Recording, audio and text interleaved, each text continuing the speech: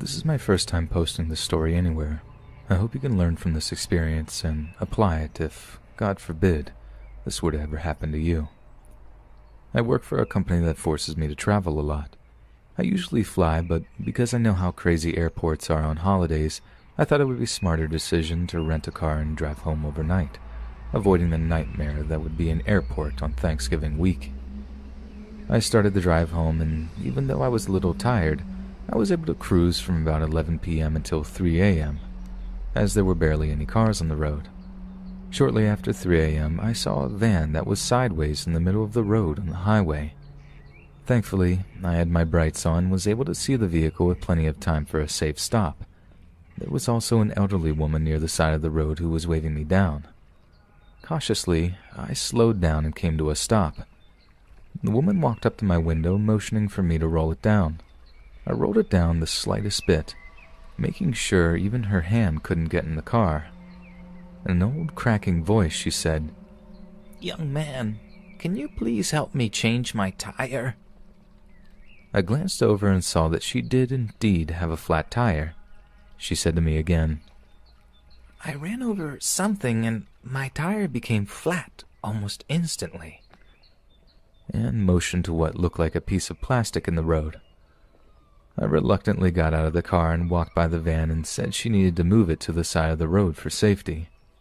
I told her that there was no way we could change a tire in the middle of a highway in the middle of the night. She agreed and moved it out of the road into the side of the highway.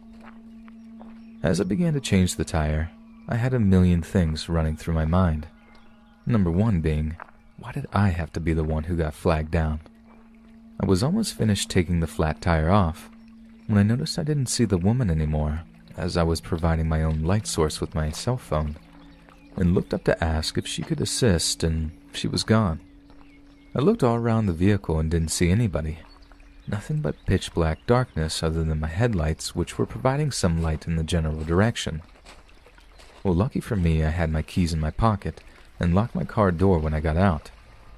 I walked back over to my car, and the woman was there trying to get into my vehicle. I told her to get away from my car before I called the police. She laughed at me and said it would be at least 30 minutes until anyone showed up to where we were. Just as I was trying to get this crazy person away from my car so I could leave, I noticed a man get out of the van. He must have been laying on the floor because I didn't see anybody sitting in the seats when I walked by to begin the process of changing her flat. The man seemed to be of average build. He started to approach me, his hand in his pocket, which really started to make me worry about my safety. The woman then jumped on my back and attempted to choke me. I was able to shake her off quickly and elbow her directly in the throat. She began to cough and gasp incessantly, which gave me the break I needed to get away.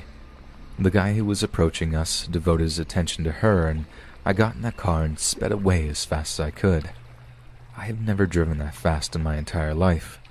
The adrenaline from the events fueled me for the remainder of my trip home. I know if someone else told me this story, I would ask, how dumb can you be, and emphasize how idiotic of a decision it was to get out of that car. I'm just glad that I was able to get out of that situation unharmed and get home to my family. After police reports were called, I unfortunately never got any further information. I wish I would have glanced at their plates. That may have helped in identifying them later. And please let this be a lesson to everyone out there. Trust your instincts, especially in situations that can affect your safety.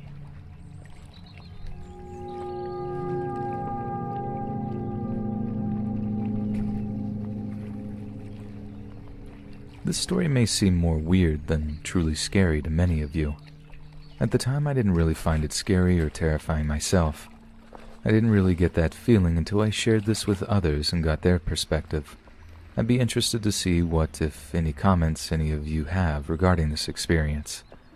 This event happened with my ex-girlfriend on Thanksgiving about 6 years ago. For the sake of anonymity, we will call her Kay. I met Kay in college, and at first, she was great. We shared similar interests and hobbies. We clicked instantly, and for the first time, I was excited to meet the parents of my significant other. I was going to meet them on Thanksgiving so that everyone could have dinner together. Kay never really mentioned her family, so I was excited and intrigued when she asked me to join her for the holiday. Fast forward a week or so and Thanksgiving finally comes. I make the 2-hour drive to her parents' house, and my first thought as I approach the house is, wow, this place is huge. It was a gigantic brown mansion. It was very large, but also looked very old. My best comparison is if you have ever seen the movie Clue. The outside of the house looked very similar to that, a mix between mansion and castle almost. I knocked on the door and almost immediately was greeted by a strange-looking guy. He was short, like 5 foot flat. He was bald and wearing an eye patch. I said, "Hey, is Kay here? I'm her boyfriend." He just proceeded to look at me and didn't answer. After a few awkward seconds, Kay walked over and happily greeted me and let me inside. As we walked away, she said in her soft voice, "Oh, don't mind him, that's just Eugene. He's like, I guess, kind of my uncle." Kind of weird way to put it, I thought, but whatever, I didn't think too much of it. As we walked through the house, I was blown away. I'd never seen anything like it. The ceilings were really high and the walls were covered with religious iconography. I wasn't raised with religion, so some of the images were foreign to me. Kay and I arrived and sat in what I assumed was the living room. There was no TV, no radio, just couches and some paintings all over the wall. The paintings seemed to cram together, trying to fit them all on the wall. An odd choice for such a nice home. After a couple of minutes, her parents walked in. Her dad was clean-shaven with wild flowing hair and glasses that were just big enough for his eyeballs, and her mom had long black hair that went all the way down to her back and reached her legs. It looked like they were in their mid-60s if I had to guess. I was introduced and we made small talk. It really wasn't that bad, there was no awkward pauses, but her parents were not what I expected. They seemed a little strange or eccentric, I guess. While the 4 of us talked basically about school, Eugene came and stood in the doorway and began watching us. After a few more minutes of talking about school, her dad got up and said he had a surprise for us. He walked into the other room and brought out a lime green stereo boombox that looked like something straight out of the 90s. In his almost comical voice, he said, "This one is for you two. I hope you like it. It used to be Kay's favorite." I looked at Kay and she was smiling. I can't even imagine what my face looked like. Confused, surprised, however that translates to a face. He pressed play on the stereo. Music began to play and her dad started to dance with her mom. The music, if that's what you would want to call it, was the weirdest thing I had ever heard in my entire life. It was just like banging of instruments, very untuned instruments and other loud noises that honestly sounded like animals. Even more weird than the song that was playing were the movements of her parents. They just hopped around and were moving their bodies like they were puppets on strings or something. Thankfully, this only lasted a few minutes and we all sat down to dinner. Of course, the dining room was no different than the rest of the house. There were paintings and religious images all over the walls. We ate dinner in a combination of silence and her dad talking about politics and religion and how they were separate yet similar. I basically just stayed quiet and ate my food, which, looking back, was pretty unconventional for Thanksgiving dinner. After the meal, we went back into the living room, and that's when her father told us he had one last surprise for us.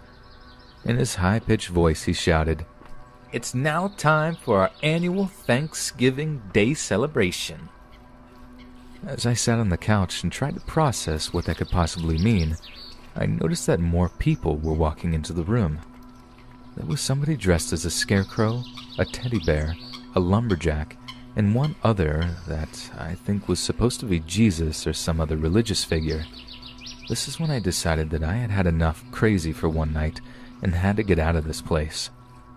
I got up and announced to everyone that I had a family emergency and that I had to leave unexpectedly. I apologized and thanked them for everything thus far and said how happy I was to have met everyone. They all looked a little confused, especially Kay. They shared their happiness in meeting me and their enjoyment of the night and wished me well on my drive home. As I drove away, I looked through my rearview mirror. I saw Kay and her parents waving goodbye to me from the doorway. Where to begin? This is the weirdest, strangest few hours of my life. I am obviously no longer with Kay, and I honestly am not sure she even came back to school after that because I never saw her in person again. We texted for a few days after the event and she acted like everything was normal. I broke it off before holiday break was over, thinking it would be easier to do so before I saw her in person again. I swear part of me thinks I was on a hidden camera TV show that night or something. Does anyone from a rare religious sect know if any of this is a common tradition? Or was I just in a house with a bunch of crazy people on Thanksgiving? I just wanted to share this short but freaky experience I had with my family many years ago on Thanksgiving. This Thanksgiving, my cousins and I got together with our respective families. I was the oldest of the cousins, 11 at the time. This particular year, our families decided to go to my great-aunt's house for dinner. It was a small little farmhouse pretty much in the middle of nowhere. No one liked going there, well, at least us kids, because it was boring and there was nothing to do. My great-aunt had recently lost her husband and obviously was very upset, which is mostly the reason our families decided to go there this year. I met my great-aunt maybe once or twice in my entire life to this point, so I found this whole trip very weird and really wasn't looking forward to it.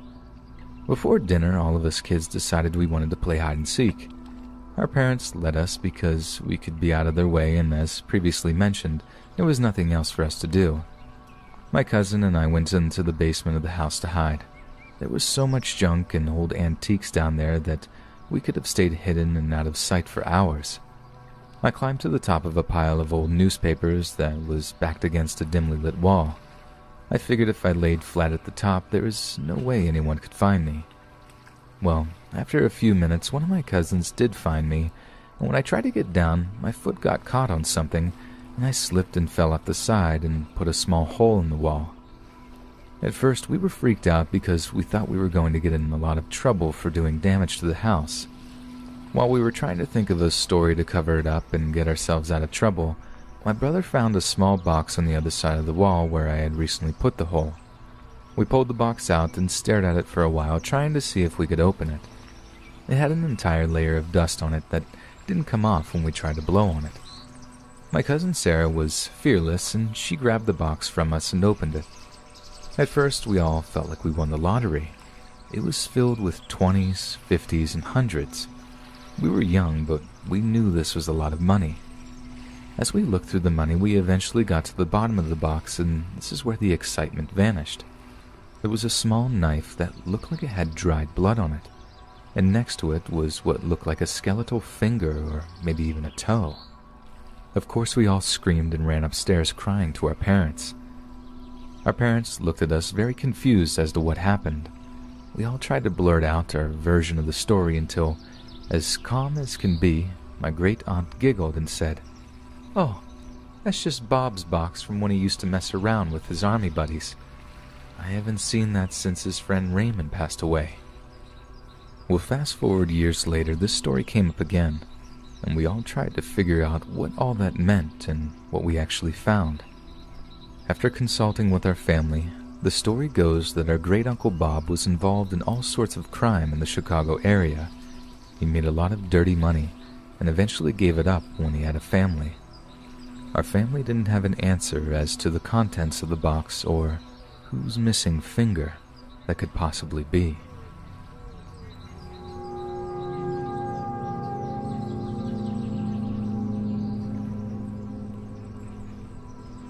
Every year for Thanksgiving, my wife and I traveled to her parents' house to relax for a few days, watch football, eat tons of food, and go Black Friday shopping. 2 years ago, I was unable to make this trip due to an incident that happened with one of our dogs. On Tuesday night of Thanksgiving week, around 11 p.m., I let our golden retriever out to go to the bathroom before I went upstairs to bed for the night.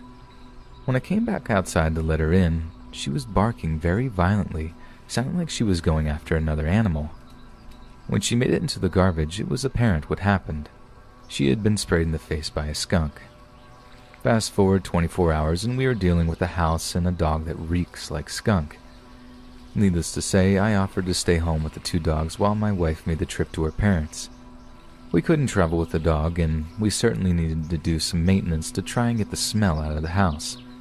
My wife left on Wednesday, the same day I took the dog to the groomers and began cleaning and airing out the house. After this experience, I felt it necessary to go outside with the dogs every time I left them out in the backyard, whether it was day or night, to make sure there were no further issues with a skunk. I hadn't noticed anything out of the ordinary until Wednesday night, when it seemed like our shed doors had been opened slightly. Since it was that time of the year where it got dark out very early in the day, I had grown accustomed to having a flashlight with me to check the backyard before I let the dogs out. Unfortunately, we didn't have a motion light or any sort of light for the backyard, so the only source of light was the flashlight. With the dogs still in the garage, I made my way to the shed to see why or what caused the door to be ajar. When I got into the shed, I thankfully didn't see any skunk or any other animal. I did, however, see a dirty towel, which I didn't remember leaving there, but I thought perhaps it was from when I was working on the lawnmower or snowblower. The next 20-ish hours went by without incident. I was spending Thanksgiving alone with my stinky dog in my stinky house, and we were getting ready to go to bed for the night. I did my normal routine of going outside with a flashlight, making sure the coast was clear before I let the dogs out of the garage. However, this time, as I was moving my flashlight across my large backyard, I flashed it towards the side of the shed to illuminate if there was anything behind it. Absolute panic set in as I saw a hooded figure behind the shed. I instinctively started to yell at the figure, asking what they were doing. By the time I went back to the garage to let our dogs out to go after the intruder, he was gone, and there was no one in my backyard. Freaked out, I contacted my wife to let her know what I had seen. She advised me to call the cops, but I decided I would just monitor the backyard for a while and ignore it if nothing further happened. About an hour later, I decided to take the flashlight and go to the window in my kitchen and shine it out into the backyard rather than go outside first.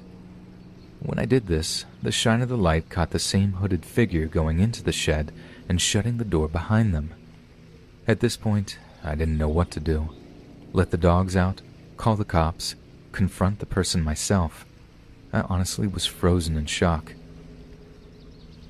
Trying to think quickly, and not wanting the person to get away, I grabbed a screwdriver to jam into the openings in the handles to prevent the shed door from opening from the inside. After I did this, I immediately called the police. The person was slamming on the shed, trying anything they could to get out. When the police arrived, they took him away. Thankfully, from the conversation I had with them, he didn't have any weapons on him. I'm not sure what the intent of the person was. Were they just trying to scare me? Were they drunk from drinking all day from Thanksgiving and didn't know where they were?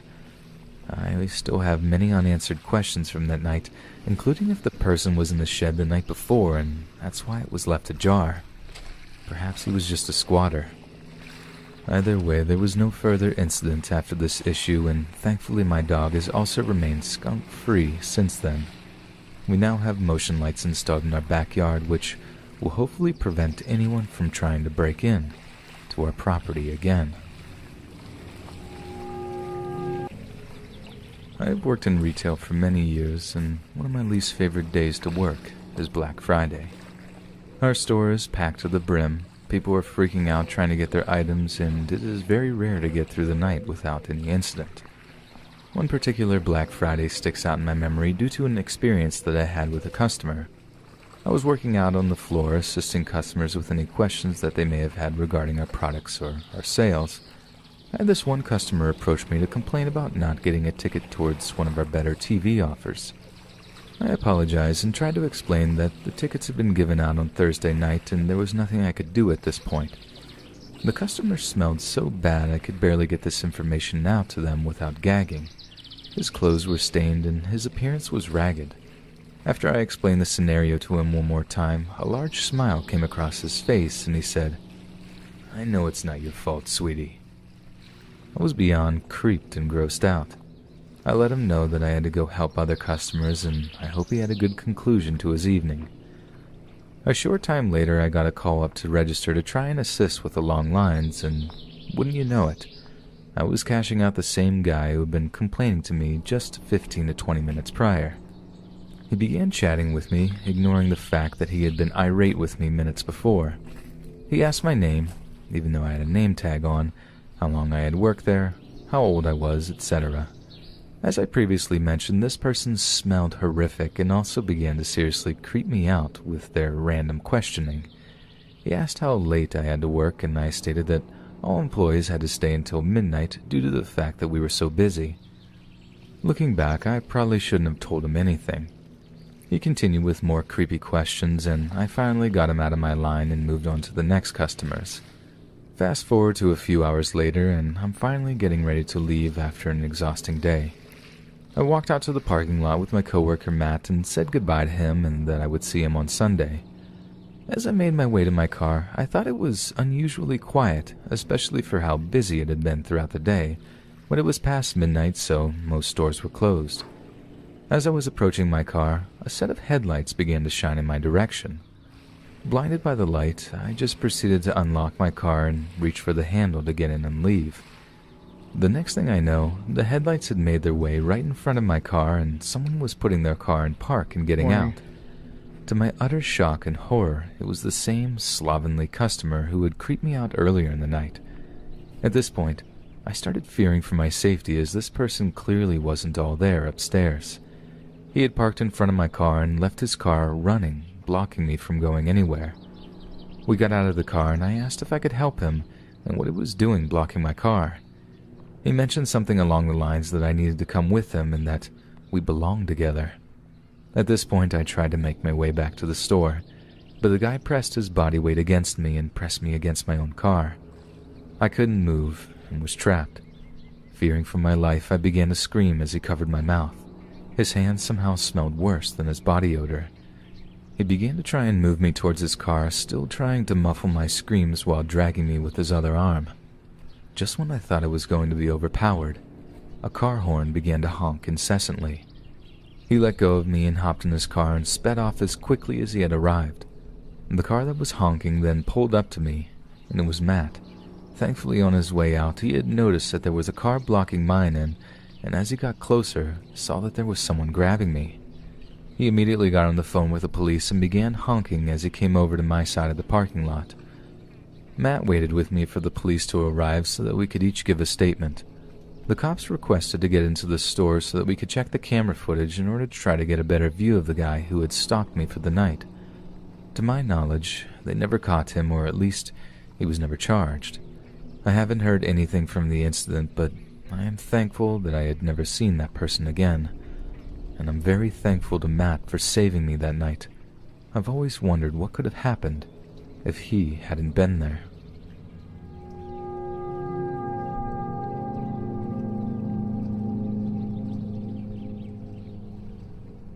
For a little bit of background related to this incident, I am a former athletic director of a small elementary school which also sponsors high school basketball teams.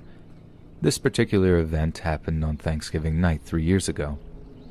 After I had a delicious meal on Thanksgiving with my family, my wife decided she wanted to go Black Friday shopping, so I decided to go to the gymnasium and start setting up for Friday morning. Every Thanksgiving weekend, our gym hosts a Thanksgiving basketball tournament for a handful of local high school teams. It was becoming a pretty well-recognized tradition in our community. Anyway, I spent about an hour or so setting up chairs, bleachers, prepping concessions, and getting the equipment in order. This was perfect because I could now sleep in a little tomorrow morning and not have to worry about rushing to the gym and set up. To try and give you a visual setup of the gym and its surroundings, it is a very small gym with one set of main doors that leads into a small elementary school. The school is very old and the hallways are lined with brick. If I'm being honest, it reminds me of an old prison. The lighting in the halls is dim, even in the daylight, due to lack of windows in its construction.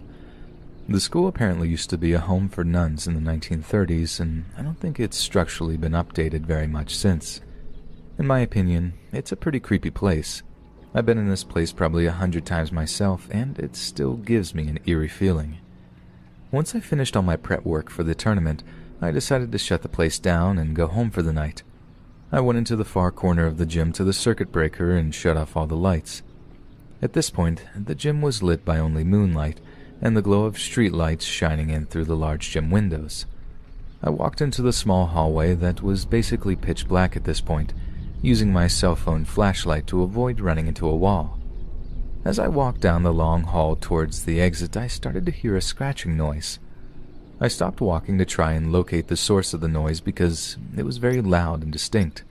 It sounded like it was coming from one of the classrooms up ahead. As I pointed my cell phone flashlight up the hall, I noticed that one of the classroom doors were open. This was odd because the policy was that all the doors were to be locked when the teachers left for the evening. Admittedly, I was a little spooked, thinking possibly an animal had gotten into the classroom or something else. But the only way to leave was passing the door in the hall to get to the main entrance, which was probably another 30 feet away. I continued down the hall, my eyes sharp to try and find the source of the noise that has now gone silent. As I passed that room, I saw something, and it definitely was not an animal. It was a green figure, a tall green silhouette of a man wearing a button-up shirt, parted hair, and long pants. And I mean tall. It was probably standing about 6.5 feet. It was just standing there, hovering, staring out the door, staring at me. It didn't move or make any noise. Its face was impossible to make out, like staring into the abyss.